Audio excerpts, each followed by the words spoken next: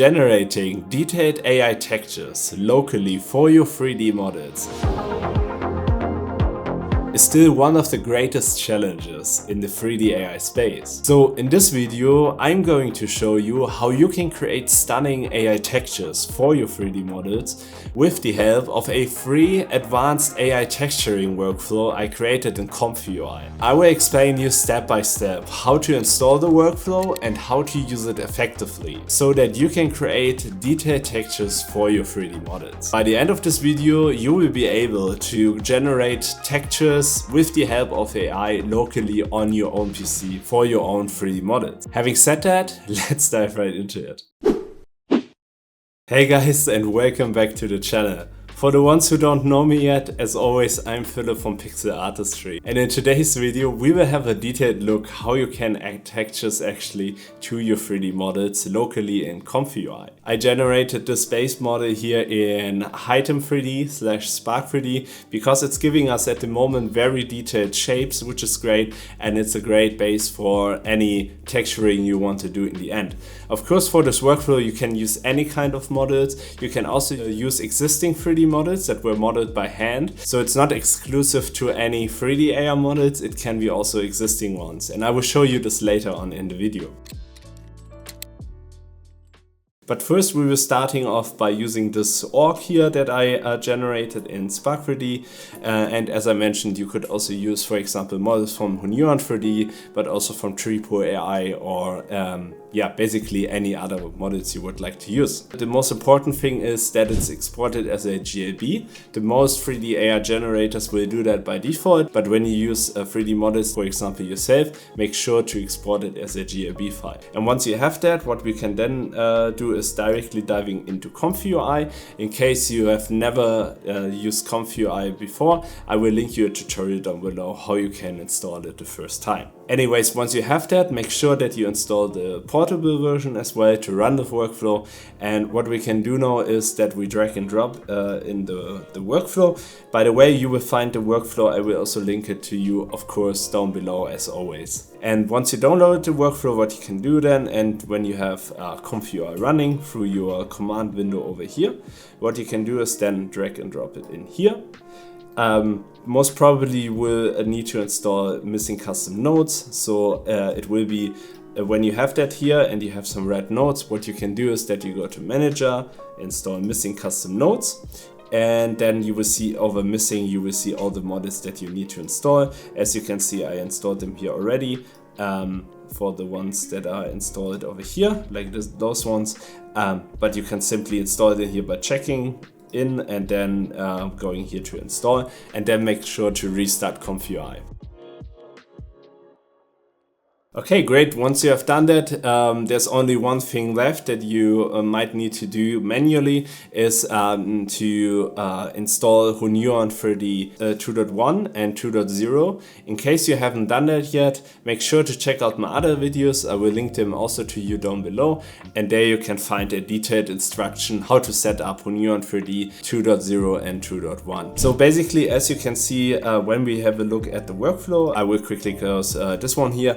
And as you can see over here, the models will be loaded in. Then we have here the model processing where we will import our mesh. As you can see, I did that here already. And but I will show you this in detail in a second. Then over here we have the base texture. So as you can see here we're using STXL to generate a base texture for our 3D model that we have. Then over here we have the reference guide kind of where we're using an IP adapter workflow to then kind of get the style from this image applied to our texture if we want to have that. And then as well we have a detailed inpainting workflow that we can use for our image in case we just want to refine, for example, the head or the hands of our model. And then we're coming to the most crucial part, which is in this case the texture generation.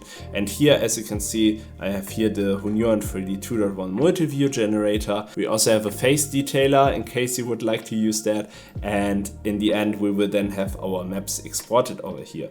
And this will be kind of the end result that we get from this workflow, which I think is pretty cool and neat from like any model that didn't have textures before, and we will get an albedo texture, a roughness map, a metallic map, as well as a normal map and a bump map. So basically all AR models that we're using in this workflow are linked to here. So as you can see, I always put a link here and in which folder to put it. Make sure that you download all the files as always and then put them in. As always, make then sure to refresh your browser to apply that. And very important, what I noticed so far in some of my videos, that once you downloaded them and put them in the folder, it's very crucial that you still select them, because otherwise it won't work. So what you need to do to apply your AR model to the node, what you need to do is that you click on the node here, then click on it, and then as you can see, I can then select here the model I would like to have.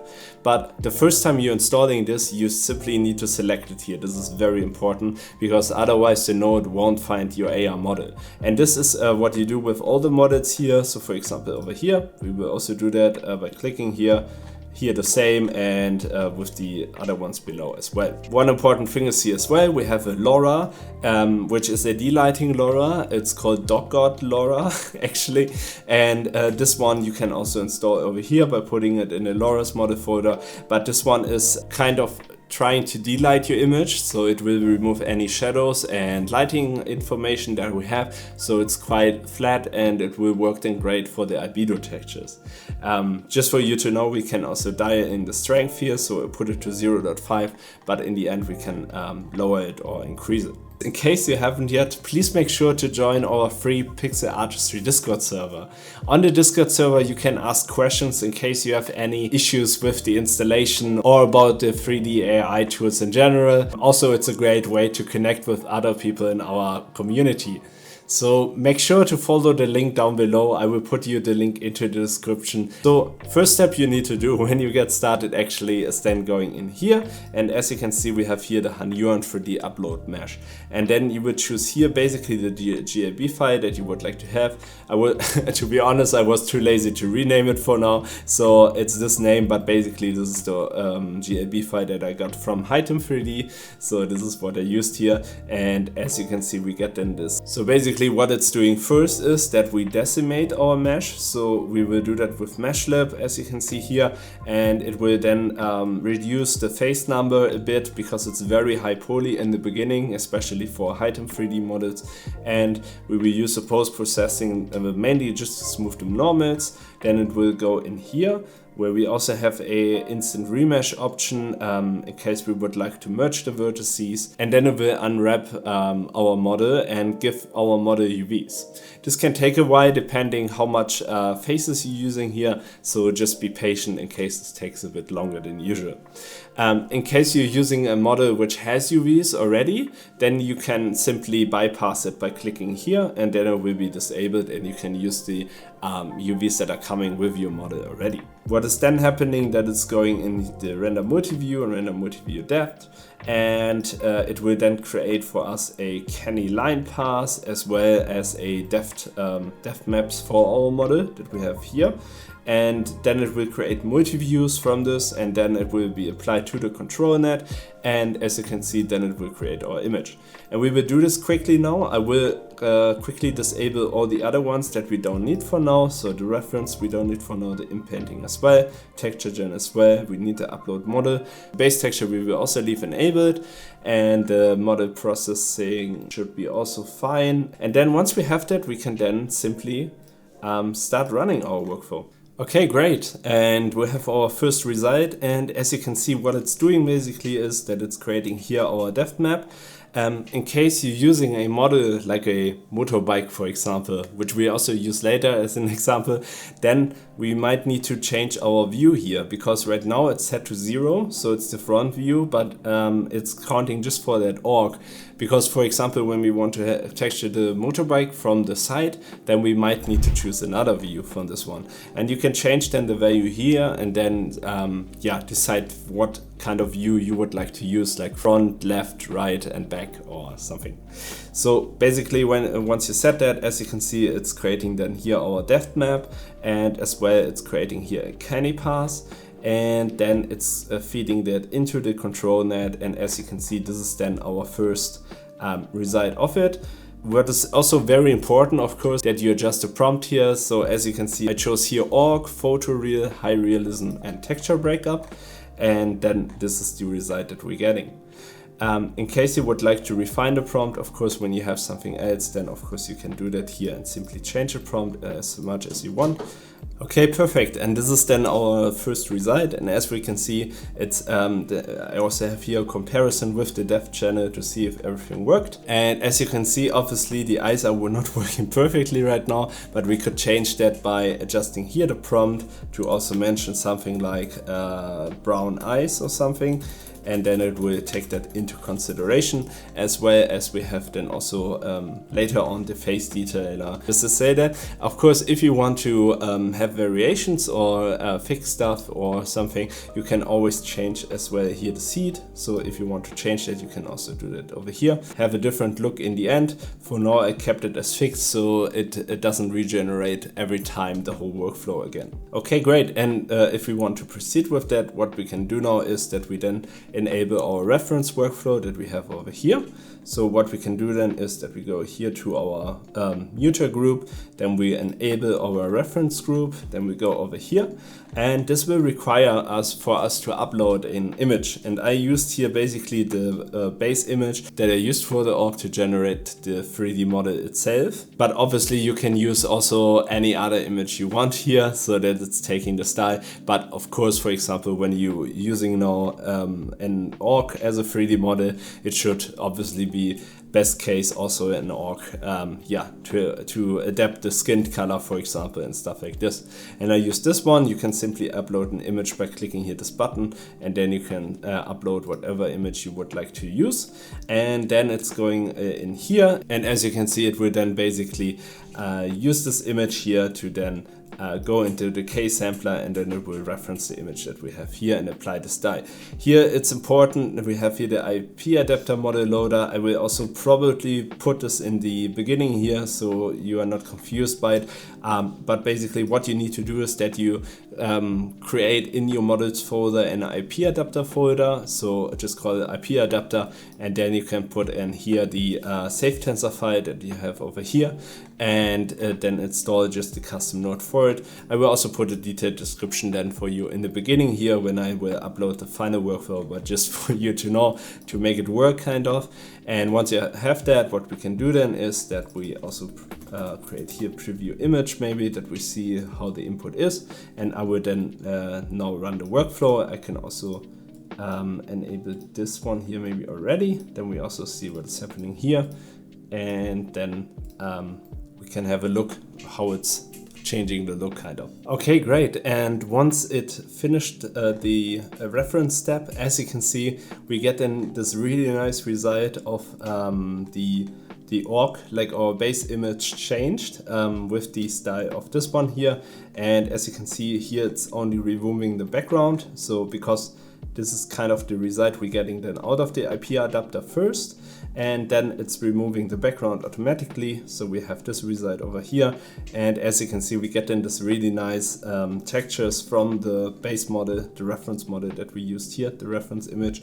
And as you can see, we then have this blue skin and all the details, which are working quite nicely, I think, in this case. So this is pretty cool. And yeah, you can use this then, of course. Of course, you can also skip this step in case you would not like to use it or something and just would like to use the base image that we have over here. This is of course also always fine. So what you could do then is that you simply disable here the reference and then hook it up maybe with the fast bypasser, for example, over here.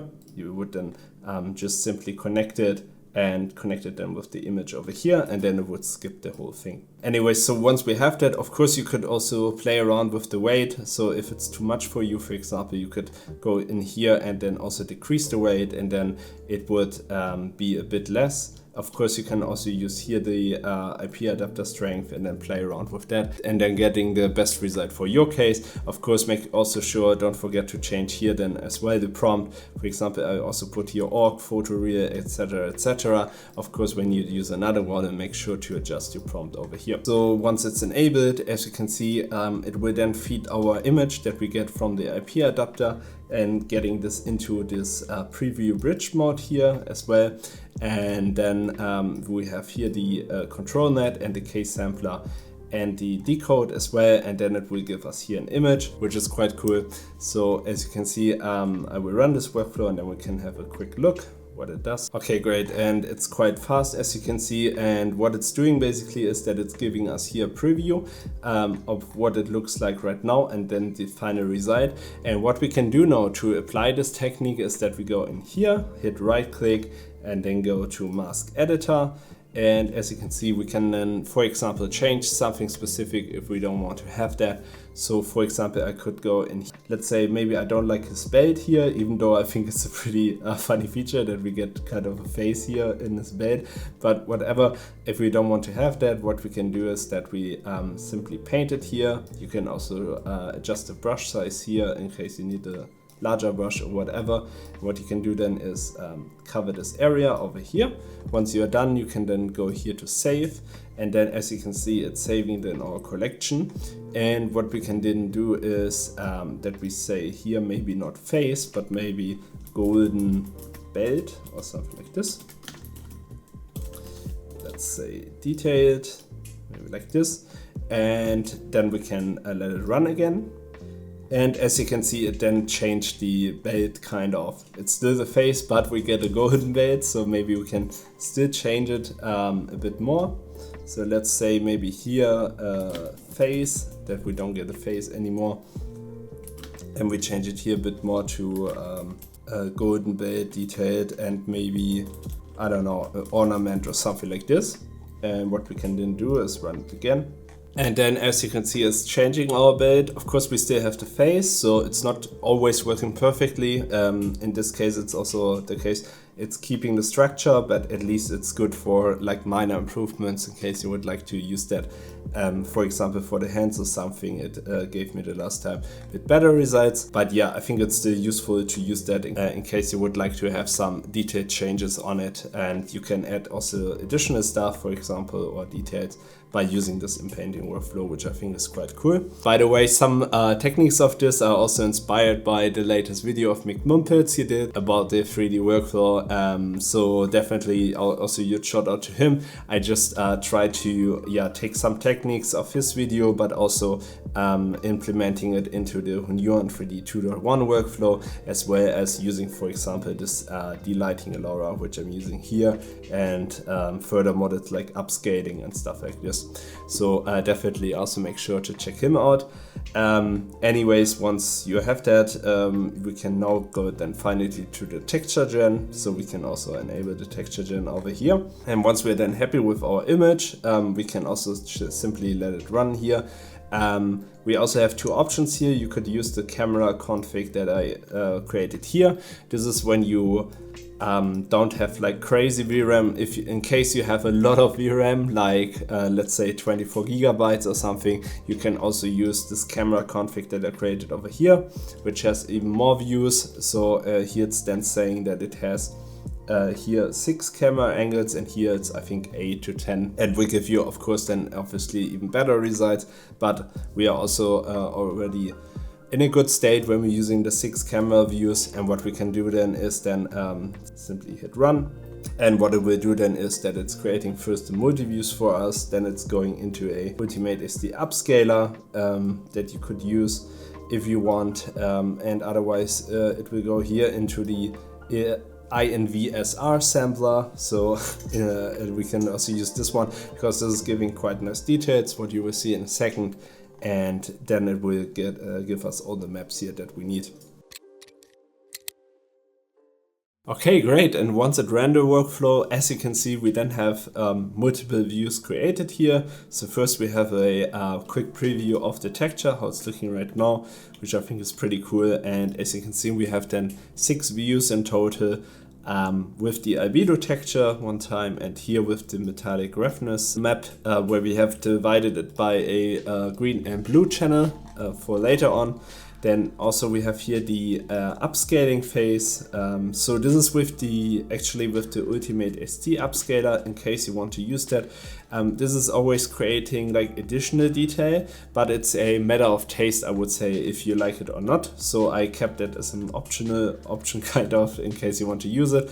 Otherwise, as the main upscaling one, I used here the inverse SR sampler, and as you can see, we're getting then very nice details, because right before that it was quite blurry, and it's then helping us to achieve like more detail and have more detail in general in it. So you can see here the kind of before and after, and as well we then have here the face detailer as well, and this is then kind of creating a more detailed or human face, let's say it like this. This is of course also always a matter of taste, in case you like it or not, to have more like here this face detail structure. And in case you would like to use either the Ultimate SD upscale or the face detailer, what you can use is that you plugging this image then into the albedo slot over here, and the same you could do with the image over here, that you then plug it into the SR sampler, or either in the face detailer or directly in the albedo. And what it will do then is that we have here the Inpaint, and it will then export our model. You can also change here the model name if you want. Right now it's just called Cyber Warrior 8, which is obviously wrong, but you can just change it here. And then as you can see, we get in then here our model, which I think is pretty cool and gives us a nice preview of what it's looking like in the end. And as you can see, we then also have here our texture maps that we can use, like a normal map, the bump map, and the albedo texture and the metallic roughness value. And now in case we would like to use it in Blender, for example, now with our model here that we saw in the beginning, what we will do is we will hide the original one, and then we will go in here, go File, Import, GLB, and then we will go to our output folder. In my case it's saved here, but you will see it always under ComfyUI Windows Portable, ComfyUI Output. And what you can do then is that you go here, Cyber Warrior 8, which was created today. Then you can import it, and as you can see, when we go now to the texture mode by pressing Z and then go to material preview, as you can see, we then have here the material attached already and stuff like this. Of course, as you can see, it's not the highest texture quality in terms of resolution. What you could do as an optional step is that you go in here and either change the texture size over here, increase it to 2048, or what you could do is to do an additional upscaler here, like those nodes, for example, paste them over here, and then scale it up like 2 times to get then it 2K textures for it. So maybe you remember this motorbike from one of my recent videos where I use stable projectors to texture the model, but now we can also use it in ComfyUI. So again, shout out here to Amvel, who created this 3D model. So all credit goes to him for creating this very nice model here. And then I went ahead and downloaded it. And when I want to use it now, what I can do is that I go back into ComfyUI, or texturing workflow. Then what I would do now is that I first upload the GLB file, like this one here. In case it's not a GLB file by default, just go into Blender and then re-export it again by selecting your model file, export, and then GLB.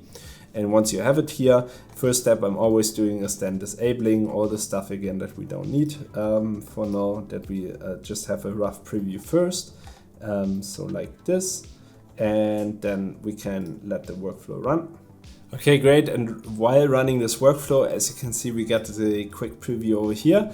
And now this thing is happening what I explained earlier already. So we need to change now the view, because as you can see, obviously this is not the view we would like to have. So what we need to do then is that we change here the value, and sometimes you need to experiment a bit.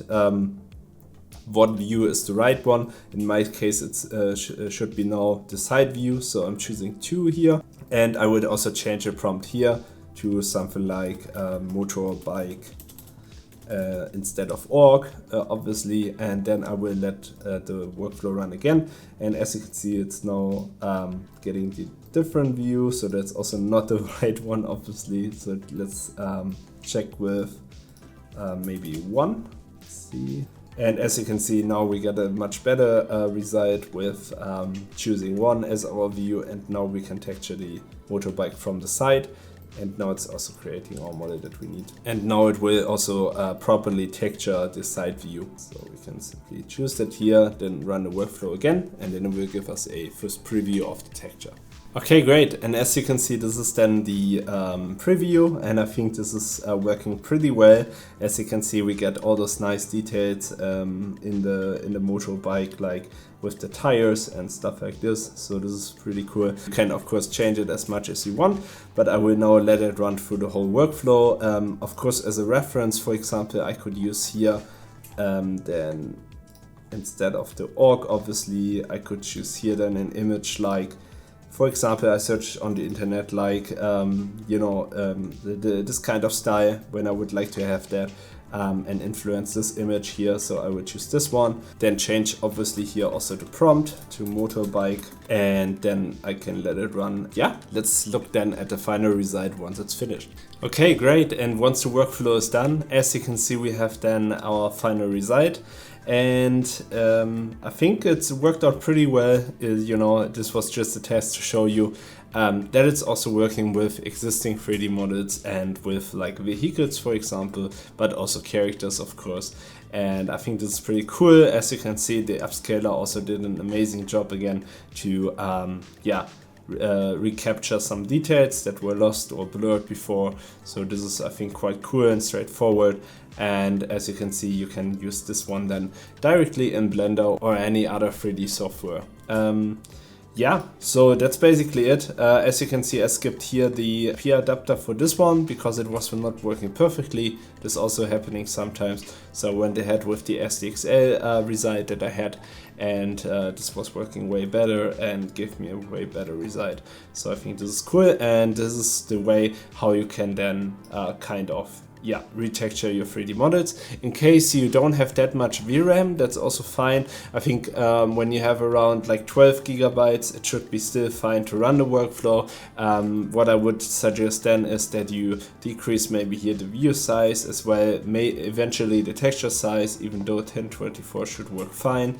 Also then make sure to, for example, decrease the texture size that you see over here and the render size to 1024 or even lower, and as well the render multi-view depth as well to decrease VRAM a little bit, and of course the step size and so on. So and as you can see, the empty latent images are also set to 2K at the moment.